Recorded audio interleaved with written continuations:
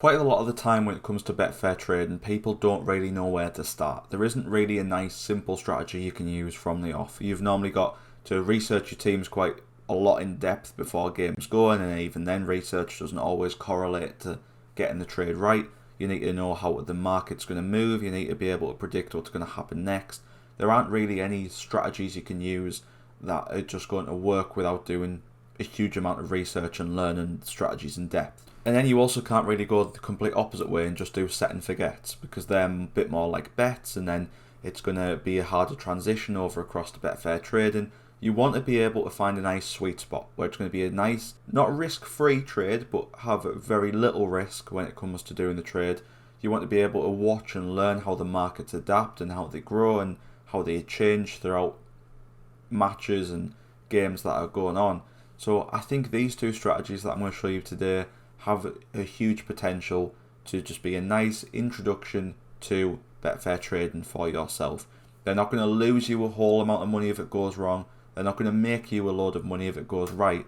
It's just going to be a nice middle ground balance. So hopefully it's something you can get into with nice small stakes, learn while you're new to trading, and get some nice profit from. Now, these strategies aren't faultless, they're not perfect, and I'm sure some of you guys down in the comments will be telling me that, but even me, I am still just a beginner, so hopefully if you've got any ways to improve these strategies, you can let me know down below. But if you are new to the channel, please do be sure to hit the subscribe button. If you're not new and you've been around for ages, please do hit the like button. You guys have been doing it really quite a lot over the last few weeks, especially when we do our Betfair videos, so we can keep that streak going. Please do hit the like button. It pushes the videos out to so many more people. The more people we get watching these, the more recommendations for strategies we'll get down in the comments, and the more videos I'll be able to do showing you me failing at strategies most of the time. But hopefully you guys enjoy, but let's get into it. So the first one we're going to look at is just a really simple scalping strategy. Now, it's not going to make you a lot. It's literally going to be 1 to 2 ticks every 10-15 minutes. It's not going to make a huge amount of profit, but it's also not going to lose you too much. This is my least favourite of the two strategies, so be sure to stick around for the next strategy, which I'm enjoying at the moment. But this one is just nice and simple. What you're going to want is just a home favourite team, and then it can be hours and hours. In this instance here, I'm a day before the kickoff's even going to be, so I can still do it on this match. So all you're going to do is just, for instance here, let's have a look at Tottenham. You can see Tottenham on this graph. Their price has changed quite nicely. There's been quite a few ticks up and ticks down and ticks up and ticks down. There's never really been a massive spike below. This is just in the run into the game. There's loads of up and down ticks there, and that's where you can get this profit generated. If we look over here at the current odds that are available, the way you do this and get this quick scalp in is just go to the current odds, go one above and put in your stake. So let's say £5. You're then going to go over the lay section and go one below and again put in your stake of £5. Now, if these both get matched, which there shouldn't be an issue with, you're going to be looking at £5 or 5 pence, I should say, on Tottenham. So that's a 1% profit. Now, if the odds suddenly go above if your bet gets matched here at 1.57, but then the odds go up again to 1.58, you cash out for that loss, and that way you're sort of capping yourself at that next thing up. So you're always either going to be going 2 ticks down for profit or 2 ticks up for a loss, and that way you're going to be making the same with a loss as you would with your profit. It's only 1% profit. It's only going to be around about 1% loss as well the other way, so it's never going to be anything huge. But the benefit to this is you can do this multiple times on the same match. If you were to do this 15-20 times in a match, you're looking at 15 to 20% profit with very minimal risk involved. It's one I haven't necessarily tried myself, just because I feel like although the risk to reward is quite good for this, you're never going to lose a huge amount of stake, you're never going to mess up and potentially lose everything you've got, but also I don't think the reward's too good for this. It's a very safe strategy, but with it being so safe, you're only looking at them 1% increments.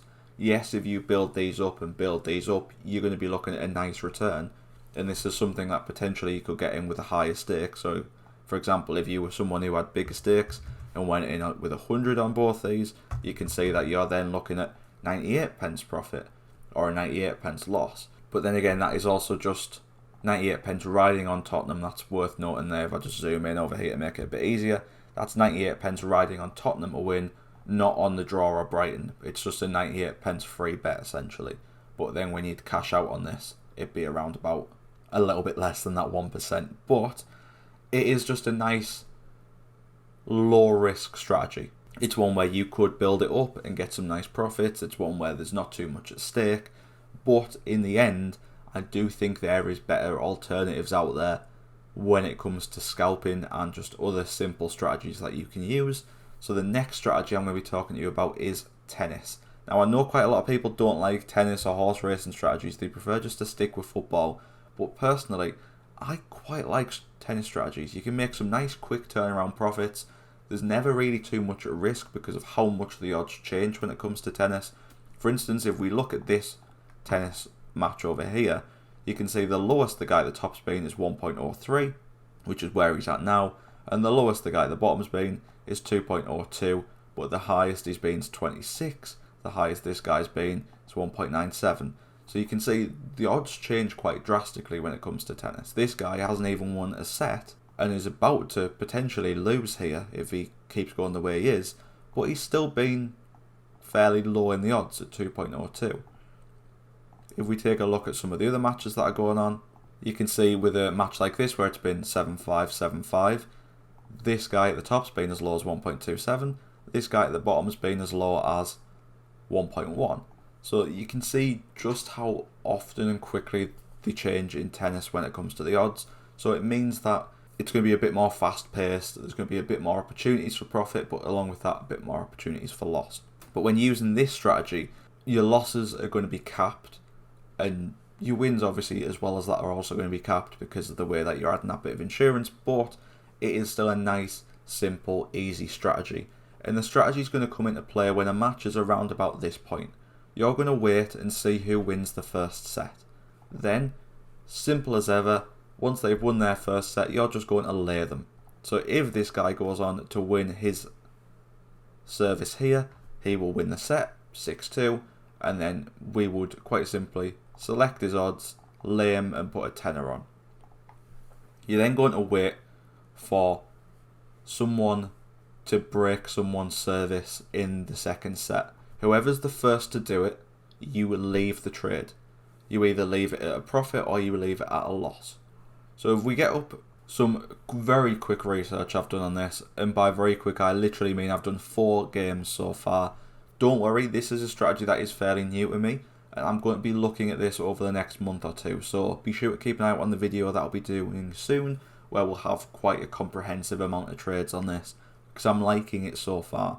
But as you can see, we've gone into these 3 matches and laid the first set winner with all of them. We've then got this column here which is telling us if the opposition player then went on to break the current leader's service, which is what you want in this instance. So here, for example, if we were to lay this guy at 1.24, we're then waiting to hopefully see his service get broken in this second set.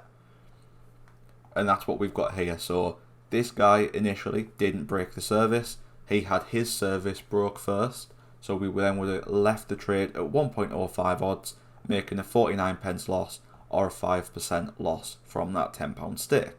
Next up though, we have 1.8 odds laying where we got in. He then got his service broke, so we then could have left at 1.16. But then obviously with him breaking the opposition's service, it then goes into his service. So then if you wanted to, you can stay in the trade and see if he holds his service. Here he did, so then the odds went higher up to 1.21, where you can see there's then a 12% return. Next up, 1.14 didn't break the service, so we're down to 1.04, meaning a 91 pence loss or a 9% loss. And then the most recent one that I did this morning, you can see the odds were 1.36 after winning the first set. He did break the service, so it went up to 1.8, which is a nice 30% profit.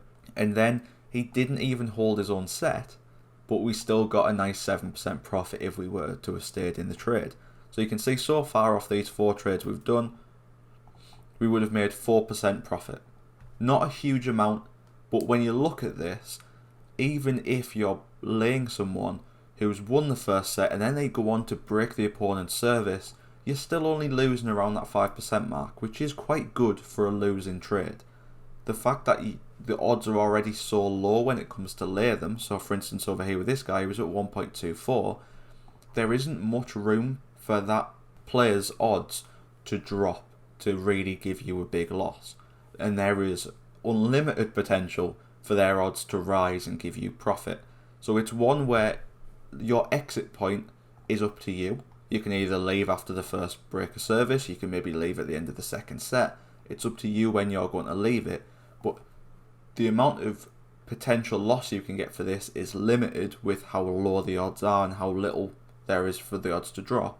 But the amount of potential profit you can gain from this strategy is huge if that opponent then goes on to perform better. So for instance, we had this one at 1.24. If we'd gone in with our £10 worth of liability, you can see obviously you can lose that £10, but there is the opportunity there for close to 40% profit, which is 400%. Now, based on the strategy I'm doing here, where I get out after the first break of service, potentially hold depending on who it was, there isn't going to be that much of a potential. That 30% is huge. It's probably around where it's going to cap at, but we'll learn that over the next few weeks and months doing this strategy. But they are just two nice and simple strategies you can use if you're a beginner that actually allow you to sort of trade the markets but not have too much at risk. You've got the nice one tick scalping method for before games are even kicked off, and then you've got this method here where you're laying the first set winner, waiting to see who's the first to break the service, then either getting out for a profit or getting out for a quick loss. This one I'm really interested to see how it performs long term, especially because no research is required for while we're doing it. I'm really interested to see what the potential profit and loss is over a longer period of time. You can see at the moment we'd be in profit for both instances, whether or not we got out at the first break of service or we held everyone's position, we would still be in a profit in both instances. And we've had 2 losing trades, 1 winning trade and 1 halfway winning trade. So it's a really nice return considering we've only had a 25% strike rate so far.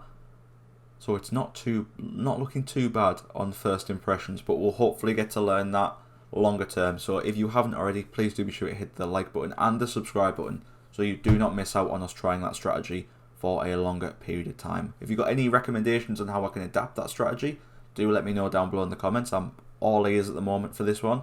And if you've got any other strategies you think are nice and simple and low risk for new beginners into Betfair trading, put them down below and we'll be sure to look into them.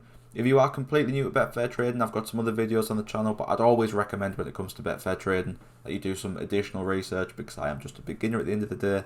But next week there will be a video coming up about laying the draw where I'm going to add in some new little requirements before you go and do your match selection. I'm going to be doing that for a few weeks before I show you the results, so hopefully we'll be able to see some nice profit on that one, but that's one definitely worth sticking around for. So hopefully I'll see you next week as well, but thank you for watching. I'll see you next time.